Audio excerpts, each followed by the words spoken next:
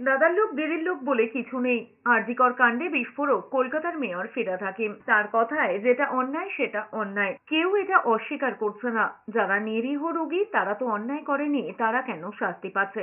আরজিকর কাণ্ডের প্রতিবাদে চিকিৎসক সংগঠন আইএম এর ডাকা ধর্মঘটে রাজ্যের সরকারি হাসপাতালগুলির পরিষেবা ব্যাহত, যার জেরে ভোগান্তির শিকার হচ্ছেন রোগীরা।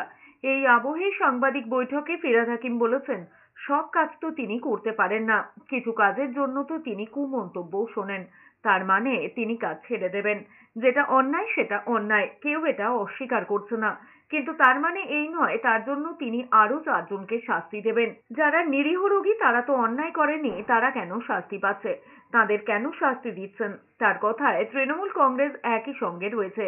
অভিষেক বন্দ্যোপাধ্যায় অত্যন্ত সক্রিয়। অভিষেক বন্দ্যোপাধ্যায় তো নেতৃত্ব দেবে, না হলে মমতা বন্দ্যোপাধ্যায়ের আদর্শকে এগিয়ে নিয়ে যাবে কি করে?